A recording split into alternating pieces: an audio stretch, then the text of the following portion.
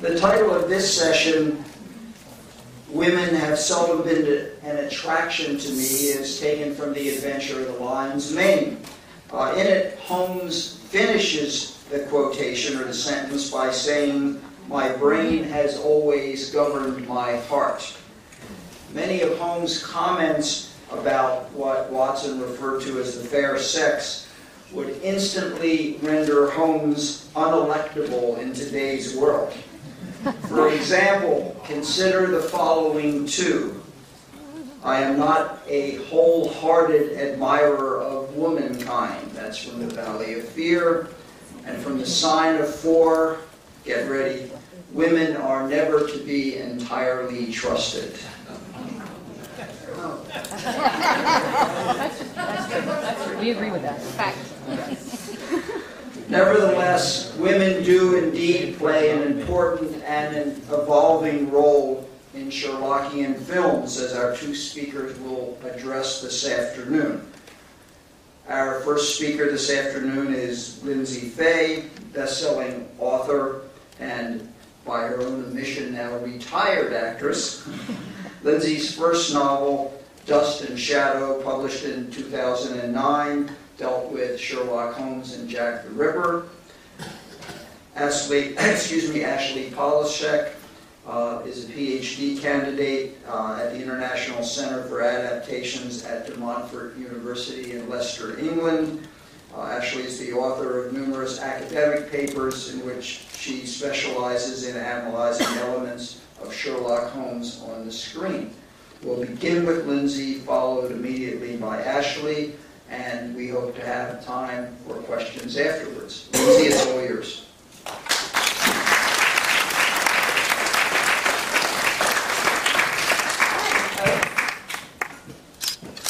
Yay! Thank you so much for having me here at UCLA for the Behind the Canonical Screen Conference. Thank you to Les. Thank you to Michael.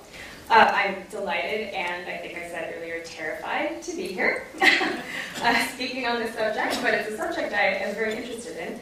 The title of my paper and subsequently my presentation is The Women, Sex and Success in the Canon, Warner Brothers, and BBC Sherlock. So I'll discuss the canon, Irene Adler, just briefly, because we know her pretty well, I imagine, and I'll follow with the most recent adaptations of her character. So I'm only dealing with Warner Brothers and BBC Sherlock, even though there have been other very admirable Irene Adlers in the past. So the basic premise of my discussion today deals with the fact that when you have a series of books titled The Sherlock Holmes Mysteries, and they're written by the biographer of Sherlock Holmes, no less, then Holmes's antagonists are inevitably going to be evaluated based on their effect on the great detective. So in other words, it's fairly difficult for us to see the antagonists in the Sherlock Holmes mysteries as autonomous beings, simply because Dr. Watson was most concerned with how they challenged Holmes or how they changed Holmes. So the biographer in this instance actually gets in the way of our understanding of Holmes's adversaries, because Watson wasn't much concerned over them personally. Watson was instead concerned with Holmes. In no case is this a greater problem than when dealing with Irene Adler, who is treated differently in every adaptation, but she is always treated in the capacity of a counterpoint to Holmes himself. And this is not to diminish Adler at all, since I think everyone here loves Irene Adler rather desperately. But this is just to say that Watson never met her, apart from that one time on the street dressed as a man. So we have nothing save circumstantial evidence and her own effect on Holmes to go by when we're discussing her. We're basically looking at the shadow that Irene Adler casts. So, the Adler of the canon, equally matched foe. The woman of Watson's story beats Sherlock Holmes on his own terms, proving that the detective is fallible. And we're not going to spend too much time on her, as I said, since we're talking about film and you know her already. But let's glance at her origins. First of all, we know that words like adventurous and opera singer were sexualized terms in the Victorian era. They might even have been predatory sexual terms, arguably. But Adler is emphatically not a seductress. She never uses any aspect of her femininity as a weapon against Holmes in any way, unless you were to argue that her owning lady parts tricked Holmes into underestimating her, and that would be kind of a silly argument. So she faces Holmes down with, quote, the mind of the most resolute of men, end quote, and in male costume. These are admittedly very outdated modes of expressing the fact that she held her own on a male playing field, but the point still comes through that Adler, and this is after Holmes toyed with her emotions with the alarm of fire in order to force her hand, she failed to emotionally manipulate Holmes in any way. This is a very far cry from the femme fatale luring our hero, into her poisoned boudoir, so to speak. The only fashion in which she uses sex stereotypes against Holmes is by masking her own gender at one point. So as a result, when Adler defeats Holmes, she does so not only completely, but she does so without resorting to cleavage and stilettos to make her escape. And those of you who know me, you're going to realize that I am the last person to decry cleavage and stilettos. But Adler managed to dupe Holmes without their use. Yeah. So this means, basically to me, that Adler's defeat of Holmes, which Watson is careful to say does not lead to anything resembling love, and I personally am just sort of inclined to believe him since she's married to someone else, and is mentioned in only 2 tales, proves that Holmes is fallible and heightens the tension for future cases. And remember, this is important, this was the very first of the short stories. Adler protects her fiancé Godfrey Norton from scandal. She sort of whisks him away to be married. And she lowers Holmes from a godlike figure to a humanized hero. She has proven that he can be defeated, and in a fair match, and by a woman. So now let's see how Irene Adler comes across on the big and small screens. And first I'm going to talk about the Warner Brothers version, and the screen story is by Lionel Wigram and others, and it's directed by Guy Ritchie. The Adler of the Warner Brothers films, romantic subplots. So my argument is that the woman of the Warner Brothers series is presented as a potential sexual partner, proving Holmes is a classic Hollywood romantic being man.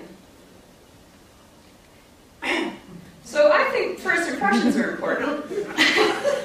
And Warner Brothers, they kick off with pretty unabashed sex iconography. Adler has a scarlet letter for a calling card, which is fun. And Robert Downey Jr.'s Holmes, and I love him, let's be clear, I love both of them, encounters it in the middle of a manly fistfight, just after taking a brawny punch to his badly groomed man face. The venue is called Mad Ryan's, and Holmes is there to punch people till he wins a bet for Watson, who has a gambling problem. We're in a man's world presently. So here we see Irene Adler for the first time. This is, of course, Rachel McAdams. She is clad as the lady in red. It bears mentioning that the color red, and it was so interesting that we talked about costume design before, it connotes danger, romance, sex, violence, among other things, possibly due to its association with blood. It's a very strong color. Fortunately, we get our fair share of all of these aspects in this particular Irene Adler, starring Rachel McAdams. She is the only feminine image I want to point out in a total sea of manliness here. And that theme of just gender binaries is repeated almost continually. Can you smell the testosterone in Mad Ryan? I can smell it. It smells great. Throughout the film, I really like it. Throughout the film, Adler represents Holmes's opposite, and the sort of opposite who attracts. So next I'll show you a slide of her first scene opposite Holmes.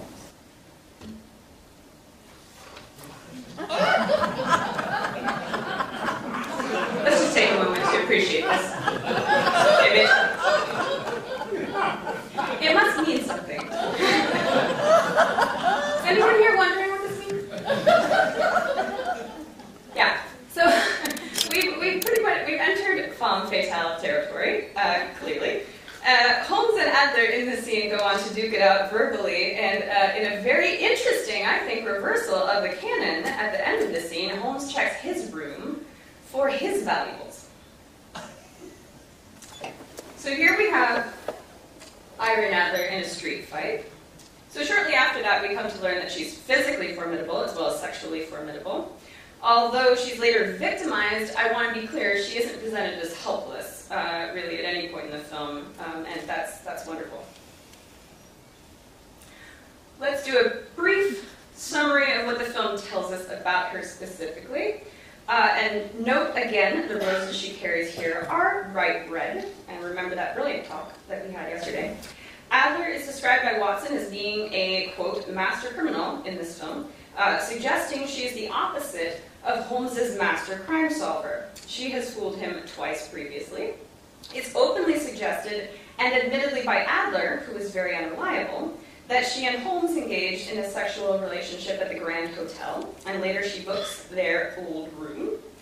All of which, even if it's completely untrue, adds to the trope of Adler as Holmes's romantic liability. It doesn't have to be true to be suggestive. And lastly, it soon becomes clear she's working for Professor Moriarty, Holmes's arch nemesis and the Napoleon of crime, so she's being paid by the man determined to crush Holmes. She is no longer working for justice as she is in Canonical. So later, at the Grand Hotel, we see that she employs techniques dissimilar to the Adler of the canon. And I really find it intriguing that we can't make an Irene Adler update without taking her clothes off. I don't know why that is. It's, in the most recent ones, she just has to have no clothes. But if Irene's fine with it, so am I.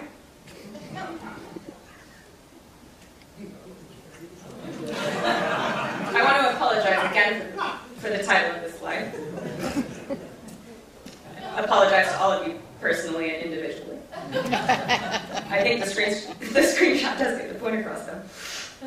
And I really have to actually hand it to Warner Brothers that the ultimate butt of this particular joke turns out to be Holmes. Because there's something magic about that, even if it's uncanonical. It's great. So later, we're treated to more of Irene Adler as an inept double agent, which is a very effective plot device. It works brilliantly. It allows Holmes to care about and save her while simultaneously weakening his position as a man impervious to Moriarty's personal attacks. So this is classic hero baiting, and it's not about Adler. This is about the two men pulling the marionette strings. This is about Holmes and Moriarty. She's being used as a leverage device. And then Adler steals the invention she's meant to deliver to Moriarty, and she does so because Holmes, whom she loves, is threatened. And we get this scene. But her hair looks great. Right?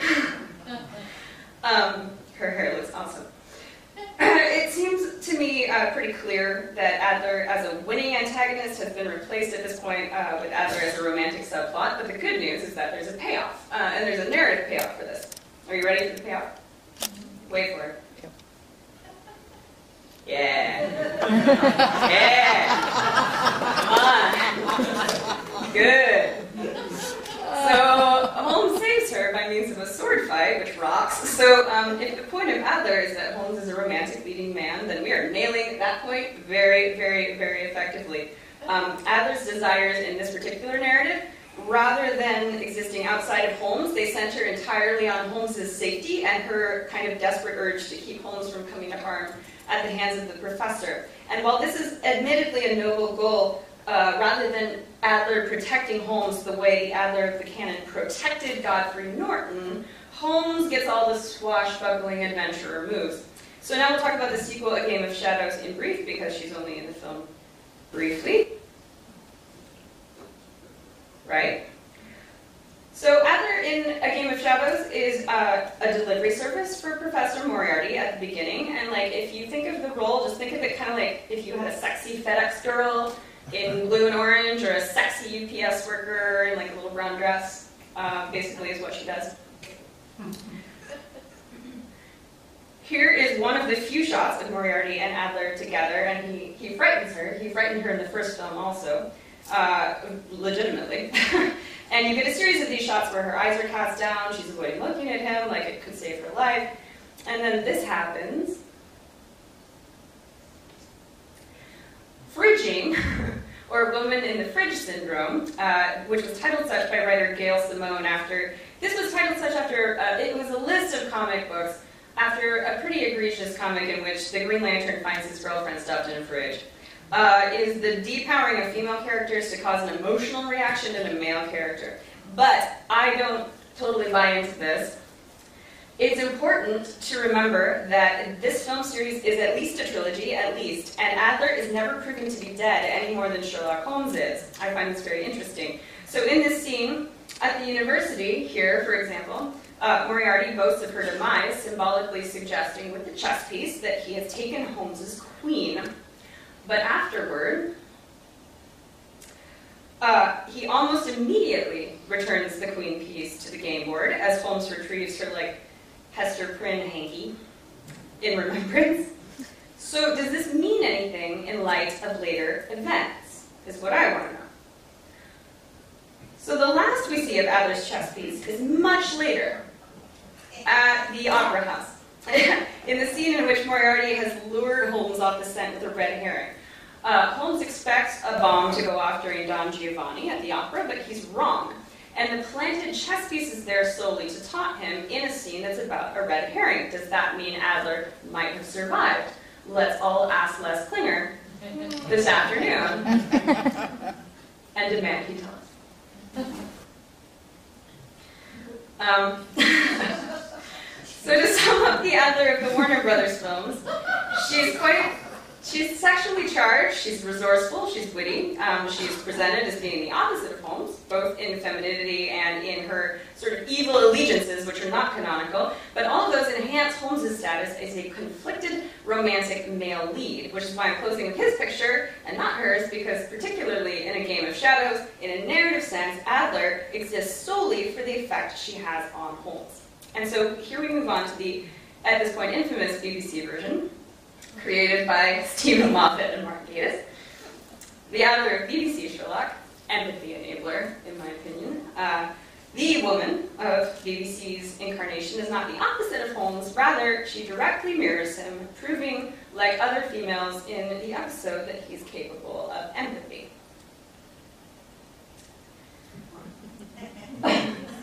So we first see Laura Pulver's Irene, and she's wonderful, in A Scandal in Belgravia. She's contemplating a picture of Sherlock, and she's wielding the identical prop Sherlock used to beat dissection subjects in his own introduction in Season 1's A Study in Pink. So it's important to remember throughout this exploration that I'm doing of BBC Irene that the BBC Sherlock claims to be a high-functioning sociopath in the very first episode. That assertion is more than likely totally false. Many mental health experts have negated the notion he approaches sociopathy in any way it's like he's splitting hairs. But the point is that Sherlock believes it to be true. And the character is basically being forced to re-examine his own value system. So the second season is largely devoted to expanding the range of Sherlock's empathy.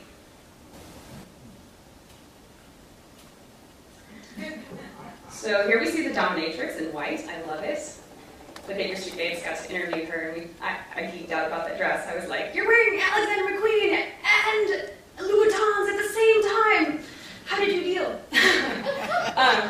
But we're given to understand immediately that this Irene, like Sherlock, she operates outside the margins of traditional society, and not because she's a sex worker catering to the higher classes. That's actually treated with a remarkably progressive eye. But because she retains photographs of their mutual misbehavior, she uses that word very frequently, for her own future protection.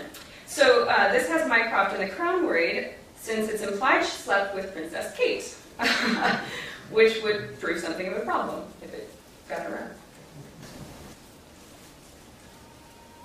So, when Mycroft engages Sherlock to retrieve Irene's camera phone with the photographs, more mirroring occurs. So, note the red here. I love this. As Sherlock examines her picture, we have red carpeting at Buckingham Palace for the background, and in the foreground, Irene's nails, lips, and the color the color she chose for the font of her advertisement. And this is the mirror of that. So next, We also notice the red here as Irene examines Sherlock's picture. This is at the identical moment. It's implied it's at the same time. So we have the Speedy zoning just outside Baker Street. That's echoing Irene's very red thumbnail and the crimson button on her phone. And we're meant to understand that Sherlock and Irene are peas in a pod here. We're being given a lot of visual cues to that effect. I love said clergyman. He's so cute. So, the very beginning of the scandal in Belgravia almost precisely follows the plot of the original short story, which is awesome. But this is merely the initial case that launches the later two thirds of the episode. So we stick with Doyle's plot, but the plot is used only as a runway. So this is not a simple story in which a woman beats Sherlock Holmes on his own terms, either.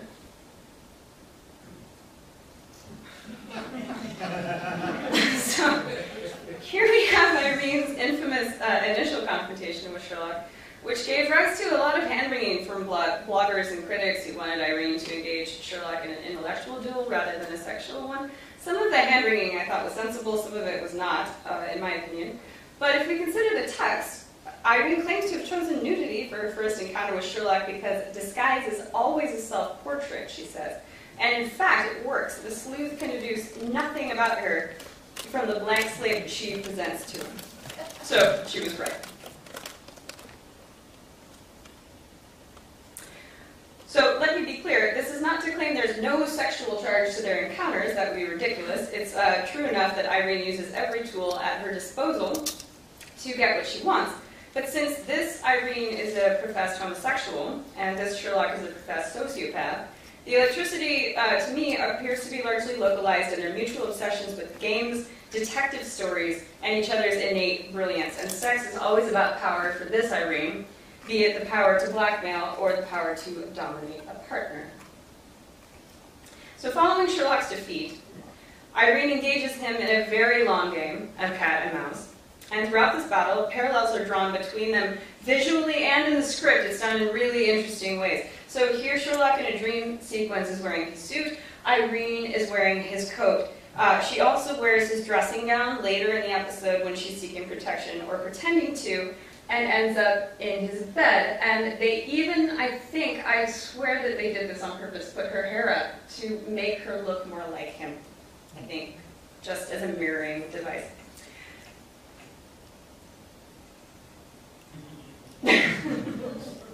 So, I love Martin Freeman's job.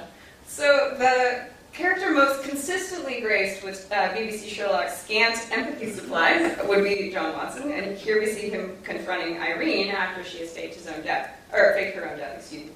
So importantly, to my mind, John doesn't like her, but she has by this time elevated her personhood in Sherlock's eyes to the point that it matters to Sherlock whether she lives or not, and so in this scene, John is pledging to come after her until she quits playing possum. Irene, in this very, very interesting scene, which I think is brilliant, it's written just like a house on fire, she compares her obsession with Sherlock to John's own preoccupation with Sherlock, despite the fact that she is gay and John is straight.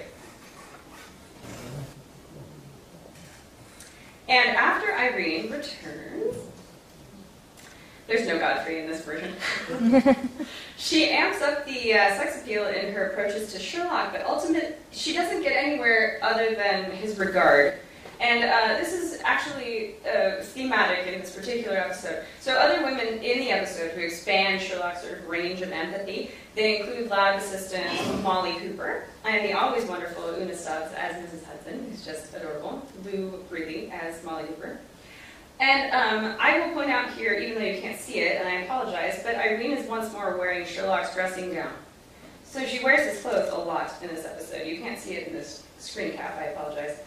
And then we come to the ending of Scandal in Belgravia, which is admittedly alarming. Yeah. So it's revealed that Irene used Sherlock's name as the passcode for her all-important phone. And I think someone's wearing the t-shirt. Oh, it's you. Hi. Hi, Sherlock. Bill. I love it. So this is meant to show that she betrayed her sentiment for Sherlock. She showed her sentiment for Sherlock in this code, and I think we can all agree that's a pretty egregious mistake to have made in retrospect. It serves its purpose by spotlighting Irene's emotional shift, though, over the course of the episode. It doesn't work, by the way. Tears don't work on BBC Sherlock. So this allows Sherlock to win, despite the fact that Irene consulted Jim Moriarty as to, quote, how to play the Holmes brothers, end quote. So note that this is a reversal of the Warner Brothers version, a direct reversal, in which Moriarty hires Adler. But the end results are still painful, and Irene in the BBC version still ends up the losing party. So apparently whether Moriarty employs you or is employed by you makes no difference. It's not going to go well. In both the film and television adaptations, the mano-a-mano duel between Sherlock Holmes and James Moriarty is the main thrust of the narrative, and Irene Adler, as an icon, can maybe be said to have suffered from this storytelling arc. So inarguably, I think, and I've said this many times, the Professor Moriarty of the canon got pretty short shrift in his allotted short story. It's kind of like how not to write a short story. Have you ever heard of my arch nemesis? No. That's the wrong answer. So remember, as with Adler, Watson never so much as exchanges a single word with the professor, but because both of the Holmes versus Moriarty, sort of cage matches are given top billing in both recent adaptations, Irene Adler is marginalized even more than she originally was, inadvertently maybe by Watson in the canon. Yeah. So lastly, in the episode's final and problematic scene, it's problematic for many reasons, Sherlock betrays his sentiment for Irene by infiltrating a terror cell in Karachi and coming to her aid when she's threatened with certain death, which is nice of him. And again, Irene winning is not the point here. Creating a human reaction out of Sherlock is the point, and while the emotions in question may be less romantic than those presented in Warner Brothers, in neither case is Irene Adler the woman who wins the day on a fair playing field. So to conclude this very, very, very large topic, I've only scratched the surface of it. The Irene Adler of recent adaptations bears only nominal resemblance, I think, to the Adler of the canon, but she remains a figure of great intrigue and a figure of great personal mystery, and one who can always be counted upon to affect our hero if her, be her influence romantic, emotional, professional. And I would toast any of the women that I've just presented with great enthusiasm, and so, as Sherlockians do, here's to Irene Adler.